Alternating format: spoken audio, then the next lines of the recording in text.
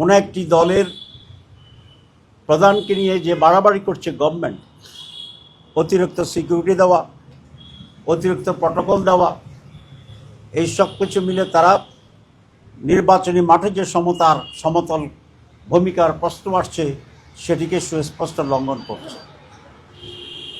আমরা বলেছি কাউকে অধিকতর সিকিউরিটি কিংবা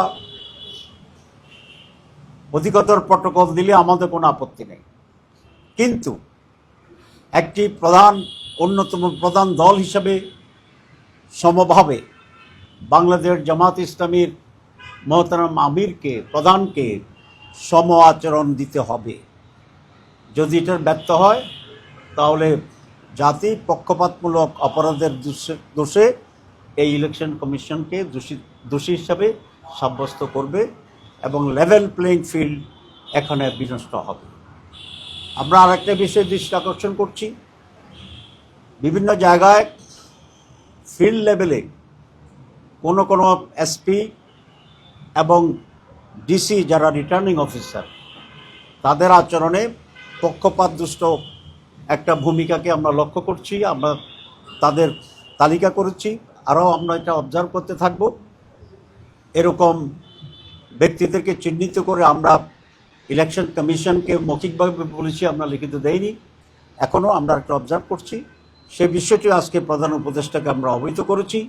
যদি ইলেকশন কমিশন যথাযথ ভূমিকা না নেয় তাহলে যেন চিফ অ্যাডভাইজার সেখানে হস্তক্ষেপ করেন, কারণ আমরা দৃঢ়ভাবে বিশ্বাস করি চিফ অ্যাডভাইজার ব্যক্তিগতভাবে একটি অবাধ সুষ্ঠু নির্বাচন চান, যদিও তার চতুর্পাশে অ্যাডভাইজারদের মাঝে কেউ আছে যারা তাকে বিভ্রান্ত করার চেষ্টা করছেন। আমরা সেটাও তার দৃষ্টি আকর্ষণ করেছি এবং বিষয়টি গুরুত্বের সাথে বিবেচনা করার জন্য চেষ্টা করেছি। আপনারা জানেন যে আমরা দীর্ঘদিন ধরে ভোট কেন্দ্রের সিসি ক্যামেরা নিয়োগের জন্য আমরা দাবি জানিয়ে আসছিলাম। আজকে চিফ অ্যাডভাইজার আমাদেরকে আশ্বস্ত করেছেন, সম্ভবত আজকে অথবা গতকাল মন্ত্রিপরিষদ মিটিংয়ে সিসি ক্যামেরা সেট আপ করার জন্য ওনারা সিদ্ধান্ত নিয়েছেন এবং সেই জন্য পর্যাপ্ত অর্থ বরাদ্দ করেছেন।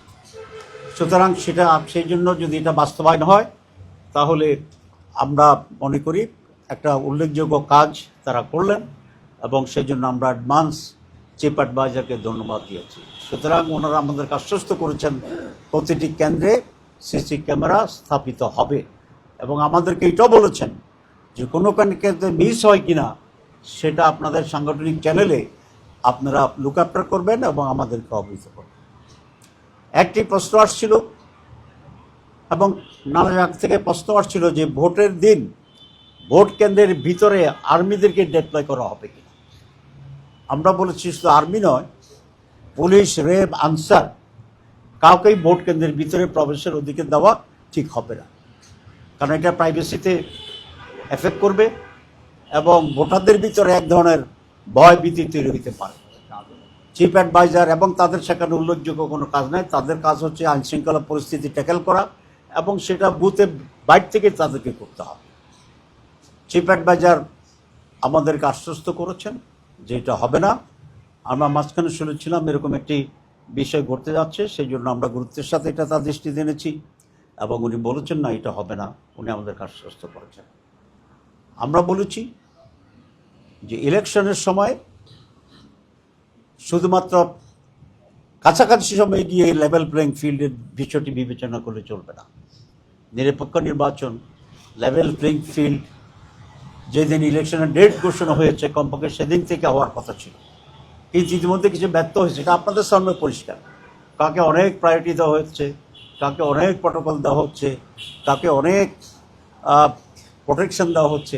আমাদের এতে কোনো খুব আপত্তি নেই, কিন্তু আমাদের কথা হচ্ছে যেহেতু we are the contesting political party, সুতরাং ওইদিকে যা করবেন এদিকেও তাই করতে হবে, সমতা বজায় রাখতে হবে।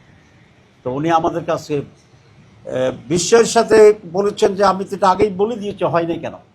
এই যে না হওয়ার জন্য যে ভূতগুলো আছে ওইখানে ওনার অর্ডার এক্সিকিউট করার জন্য যে সমস্ত লোকগুলো সেখানে প্রতিবন্ধক হচ্ছে, আমরা বলেছি তাদের ব্যাপারে আপনাকে কঠোর হইতে হবে, স্টেপ নিতে হবে।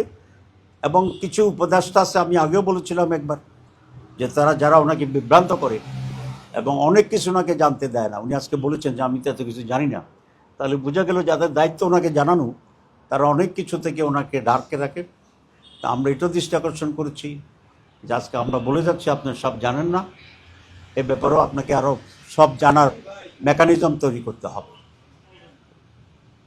মৌলিকভাবে এই সমস্ত কথাই আমাদের আজকে হয়েছে। আমরা আশা করছি আমাদের যে সমস্ত কথার সাথে উনি একমত হয়েছেন সেগুলো বাস্তবায়ন করবেন। আর যদি না হয় তাহলে আবার আমরা দৃষ্টি আকর্ষণ করে পরবর্তীতে আমাদের কর্তব্য আমরা ঠিক করবো ইনশাল্লাহ।